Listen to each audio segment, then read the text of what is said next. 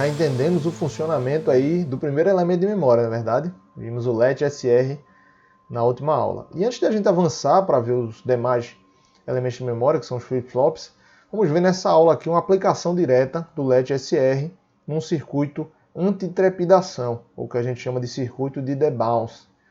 Então, você vai ver que esses tipos de aplicações na eletrônica eles são comuns, principalmente quando você usa contatos mecânicos, e para outras aplicações similares são utilizados LET da mesma maneira, beleza?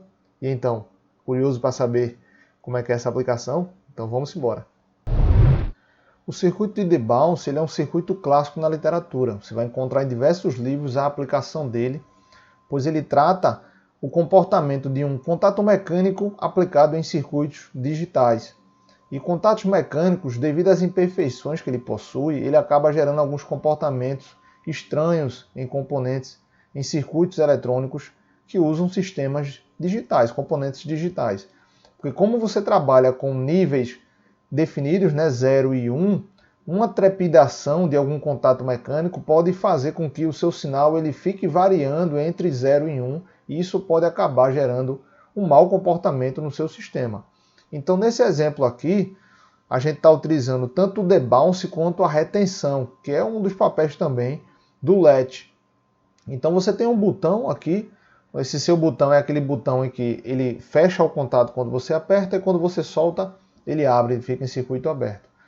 Então, esse contato mecânico desse botão, se você pudesse dar um zoom nele com algum microscópio, você veria que teria imperfeições. E essas imperfeições elas causam trepidação. Quando você fecha esse contato, ele causa uma trepidação porque não é uma superfície perfeita. A superfície ela tem algumas imperfeições físicas aí que vai gerar essa trepidação. Ou até mesmo na mola, no tamanho do componente, enfim. Tem alguns problemas que podem gerar essa trepidação. E aqui nesse caso é como se eu quisesse passar esse sinal de 5 volts para uma próxima etapa aqui, ou para algum acionamento, ou ligar algum LED, vamos supor.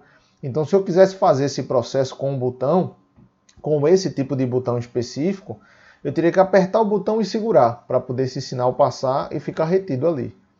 Eu não estou utilizando um botão, por exemplo, aquele que você aperta e ele permanece no estado, entende? Eu estou usando aquele botão padrãozinho, não sei se você já conhece, se você trabalhou como controlador. Quem já trabalhou já deve ter visto esse botão, que é um botão que aperta e ele só funciona quando ele fecha o contato. Quando você solta, ele não fecha contato nenhum. Então, nesse caso aqui, seria muito ruim para a gente, né? Você apertaria o botão e teria que segurar para manter o estado aqui. E ainda corre o problema da trepidação, porque quando você fechar o contato, pode ocorrer esse processo de trepidação aqui até ele manter o estado de saída em nível lógico 1, que seria esse seu 5 volts. Né? Lembre que isso aqui seria o seu 5 volts e aqui seria o seu 0 volts, que é aqui, ó, 0 volts, que é o ground. Né? No uso do LET-SR, você pode encontrar na literatura, por exemplo, utilizando uma chave rotativa entre 0 e 1, né? Ou 0 volts e 5 volts. Isso aí você pode encontrar em alguns livros também. Mas aqui a gente está vendo esse exemplo do botão, fica até melhor para você ver uma outra aplicação dele. Então nesse caso aqui, o que a gente está fazendo? A gente, quando apertar esse botão aí, quando ele fechar esse circuito aqui, o que é que vai acontecer? Ó, repare se o LET-SR ele está com o R aterrado e está com o S ligado aqui na saída. Quando esse botão está levantado, eu tenho 0 aplicado aqui, 0 aplicado aqui no meu LED, né? 0 volt. A gente viu que 0 e 0 é estado de repouso. Considere que o seu estado inicial aqui do seu LED também seja 0, como está mostrado aqui. Então está no estado de repouso.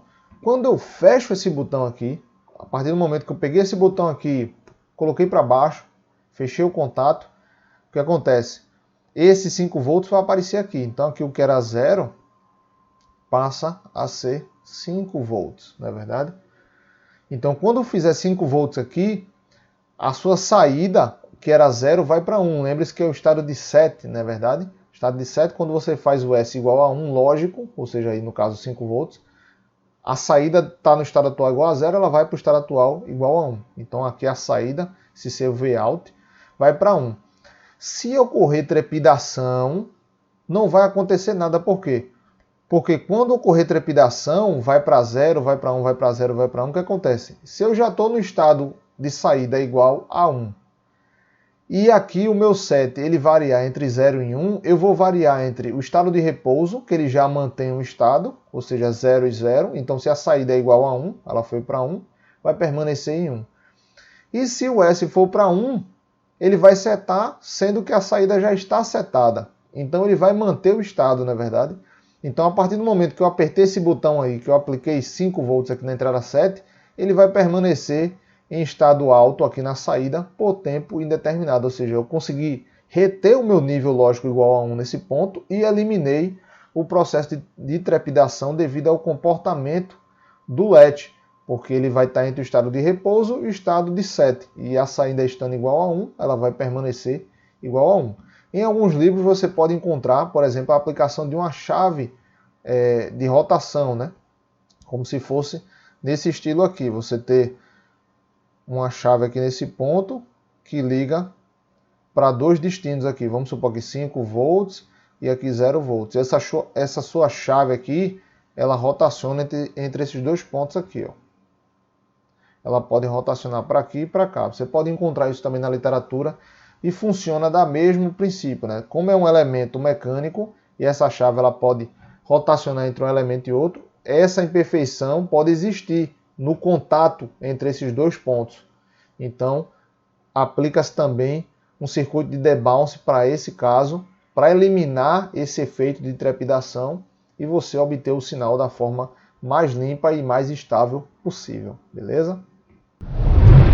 Vimos nessa aula aqui a aplicação direta de um elemento de memória, no caso do LET SR, uma aplicação prática, ou seja, você utilizando o elemento de memória não só para armazenar dados, como nós vamos ver mais na frente, através dos flip-flops, mas para atuar como um retentor de nível e para eliminar um processo de trepidação ou instabilidade no sinal em que você está recebendo na entrada do seu elemento de memória e você quer obter um estado de saída, não é verdade? Não teremos highlights porque a aula basicamente hoje foi aplicação prática direta de um elemento de memória. Tranquilo? Vejo vocês então na próxima aula, onde nós daremos prosseguimento ao conteúdo sobre elementos de memória. Até mais!